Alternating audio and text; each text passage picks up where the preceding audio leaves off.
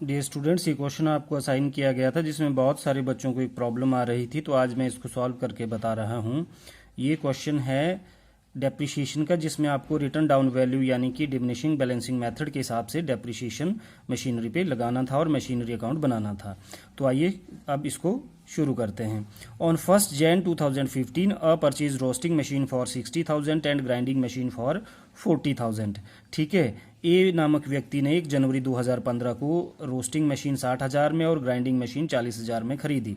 On 1 Jan 2016 he purchased one oil expeller for ₹1 lakh. 1 जनवरी 2016 को उसने एक ऑयल एक्सपेलर, जो कि मशीनरी का ही एक टाइप है, 1 लाख में खरीदा। On 1 Jan 2017 roasting machine got out of order. 1 जनवरी 2017 को जो रोस्टिंग मशीन ये वाली जो थी, ये क्या होगी, खराब हो गई, आउट ऑफ ऑर्डर हो गई। And a new roster was purchase costing 1,20,000 और एक नई मशीनरी 1,20,000 में खरीदी गई। ये कैसे खरीदी गई? After surrendering the old one, यानी कि पुरानी को जो है त्याग करने के बाद, एंड पेइंग 90,000, 90,000 नगद पे किया। तो मतलब 90 आपने नगद पे किया, 1,20,000 की कॉस्ट थी, तो ये वाली रोस्टिंग मशीन कितने में बिकी होगी? 30,000 में, जो दोनों का डिफरेंस है। On 1 Jan 2018 the oil expeller purchased on 1 Jan 2017, ये 1,20,000 वाला, एक 2017 को खरीदा था ना oil expeller, was destroyed by fire, ये क्या हुआ? आग से डिस्ट्रॉय हो गया। And the insurance company paid ₹60,000 only. जो इंश्योरेंस कंपनी जो पेड कर रही है 60,000 ओनली, आपने ये ट्रीट करना है कि ये हमें इक्वलेंट मानना है कि अगर सेल करते तो हमें 60,000 मिला, आपने उस हिसाब से इंश्योरेंस क्लेम को क्या करना है, 60,000 वैसे ट्रीट करना है। ठीक है, जैसे आपने 60,000 में मशीनरी बेची हो, लेकिन क्या है, ये बेचने की बजाय इंश्योरेंस कंपनी हमें क्लेम दे रही है 60,000 का। ठीक है, तो आपने बाय बैंक करके 60,000 का इंश्योरेंस क्लेम लिखना था। Show the machinery account from 2015 to 18 and charge depreciation at the rate 10% on return down value method. यहाँ पे थोड़ा सा चेंजेस है, ये 1 Jan 2018 है, ये 19 की बजाय। तो अब आइए हम इसको शुरू करते हैं। आपको प्रॉब्लम आ रही थी 15, 16, 17 और 18 में, तो 15, 16 में आपने सभी ने लगभग कर लिया था। आपको उसके बाद की प्रॉब्लम थी, मैंने फुल क्वेश्चन सॉल्व करके मैं आपको अभी बता रहा हूँ।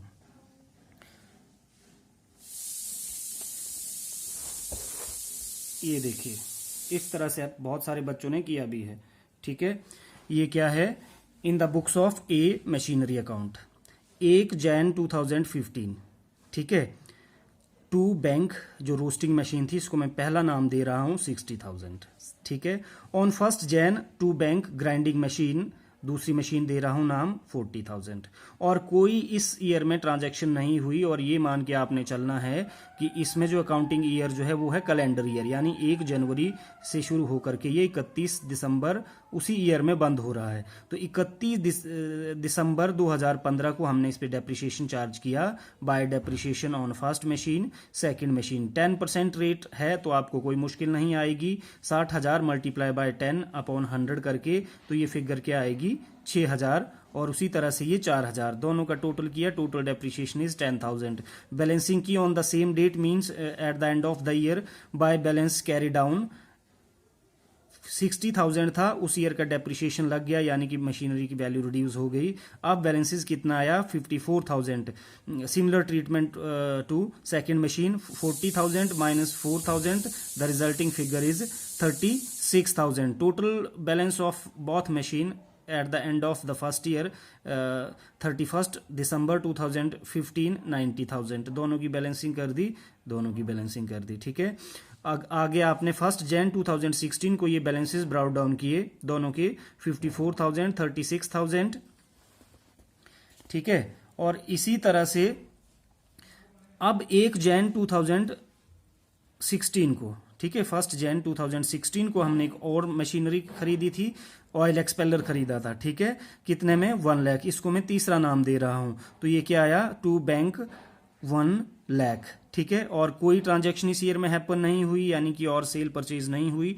आपने बुक्स को जो है बंद करना है after charging depreciation at the end of the year, 31 December 2016 by depreciation.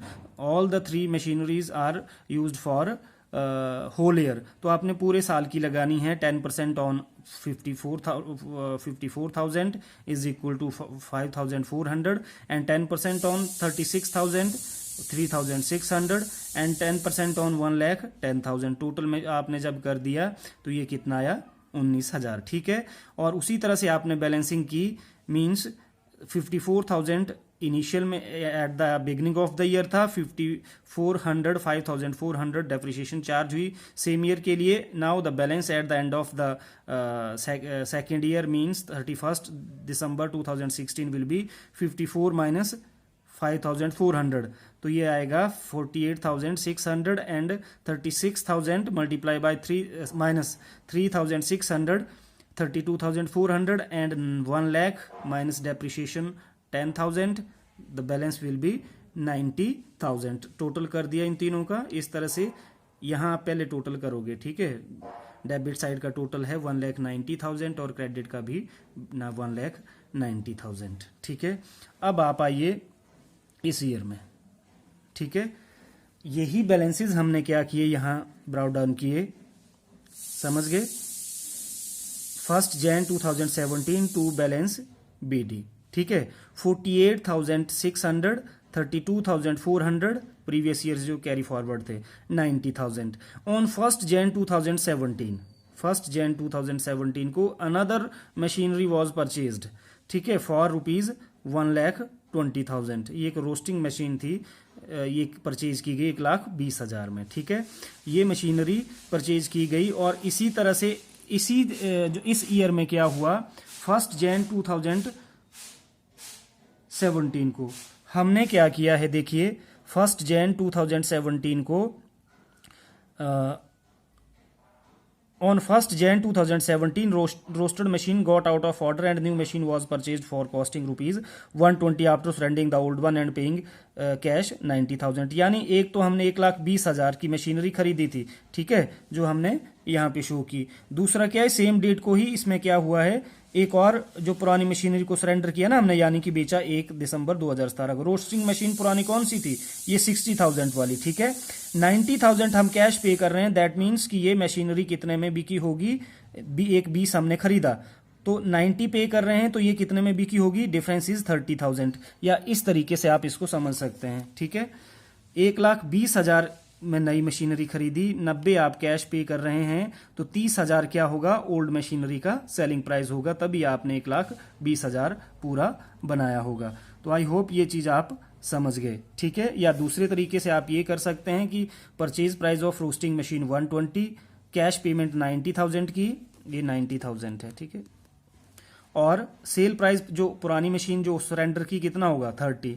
ठीक है, डिफरेंस। तो इस तरह से हमने यहां क्या लिख दिया, बाय बैंक, अब लगा ना पता, 1 Jan 2017 roasting machine got out of order, और इसको सरेंडर कर दिया, यानी कि इसको बेच दिया। अब बेचने का कैसे पता लगाओगे, अभी मैंने आपको बता दिया। 90,000 हमने अगर नई पेमेंट पे की है, 1,20,000 कॉस्ट थी, तो इस तरीके से आपको मैंने ये बता दिया कि कितने तरीके से आया, ये 30,000 सेल प्राइस आया होगा, या इस तरीके से आप समझ सकते हैं। ठीक है, परचेज प्राइस 120, कैश पेमेंट 90 की, तो ओल्ड मशीन कितने में सरेंडर की होगी, यानी कि बेची होगी। ठीक है, 30,000।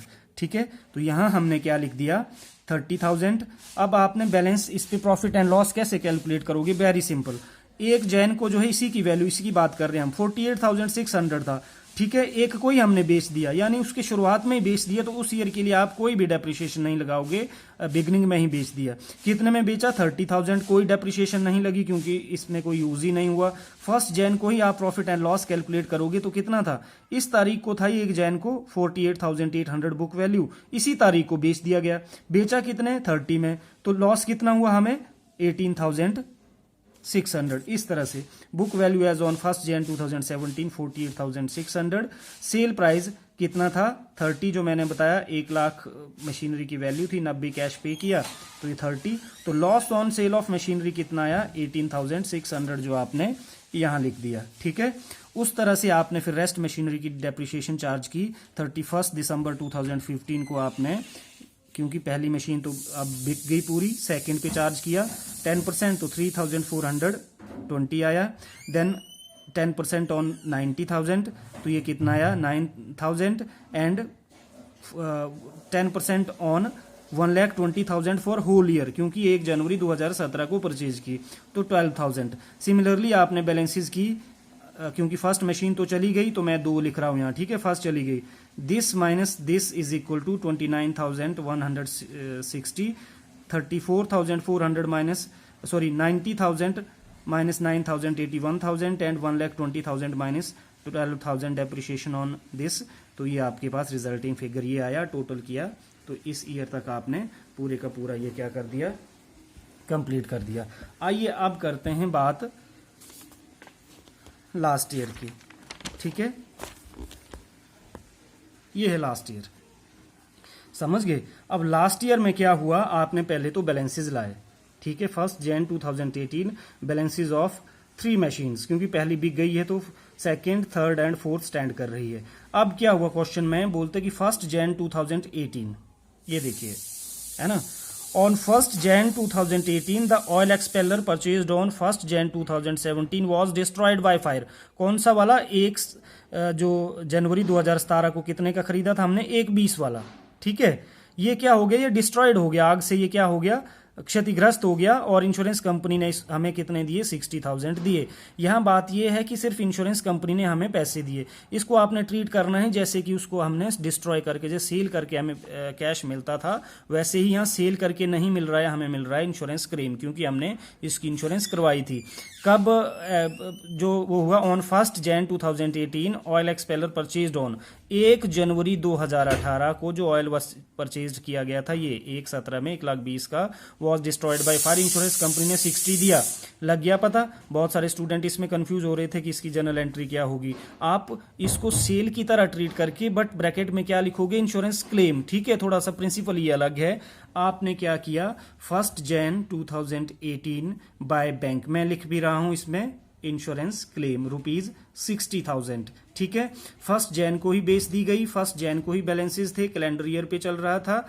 तो आप क्या करोगे, no depreciation for this year, क्योंकि शुरुआत में ही बेच दी गई, तो आप प्रॉफिट एंड लॉस कैलकुलेट करोगे, क्योंकि ये वाली, ये था ना सेकंड वाला, थर्ड वाला ये था जो ऑयल एक्सपेलर था, ठीक है, ये बेचा है हमने। अब इसी तारीख को इसकी रिटर्न डाउन वैल्यू है, तो आप देख सकते हैं कि 60 में बिका और 81,000 इसकी बुक वैल्यू थी, तो डिफरेंस क्या होगा, sale price is less than book value. कितने से लेस है, 21 से, तो आपने 21,000 प्रॉफिट एंड लॉस में डाल दिया। अदरवाइज आप ऐसे भी कर सकते हैं, ठीक है, कि बुक वैल्यू एज ऑन 1 जनवरी 2018 यहाँ, ठीक है, इसी तारीख को बेच दिया गया ना, और insurance claim 60,000, loss on sale of machinery जो ऑयल एक्सपेलर है कितना आया, 21,000, क्योंकि कॉस्ट 81,000 थी and insurance claim is lesser than book value, ठीक है। तो 21,000 का इस तरीके से आपने क्या किया, यहाँ पर पे दोबारा से आप देख लीजिए,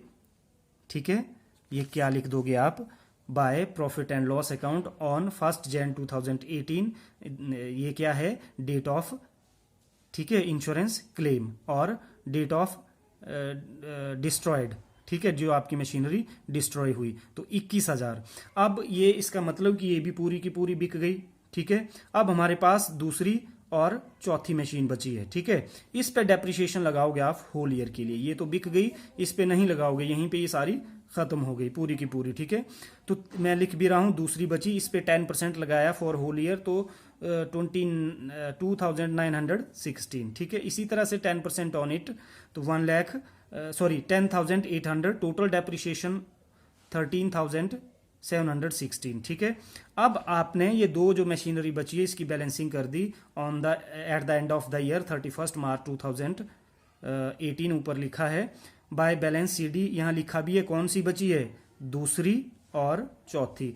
तो दूसरी में से 29,160 minus 2,916, resulting figure will be 26,244 and 1,08,000 minus 10,800, the resulting figure is 97,200। दोनों मशीनरी के balances eight the end of the last year means 2018 1,23,414 and the gross total is 2,18,160, 2,18,160। I hope आप ये सारी चीज़ें समझ गए होंगे। अगर फिर भी आपको कहीं क्वेरी रहती है, कन्फ्यूजन रहती है, तो आप मुझे जो है संपर्क कर सकते हैं और कमेंट बॉक्स में भी पूछ सकते हैं। बहुत बहुत धन्यवाद। Thank you.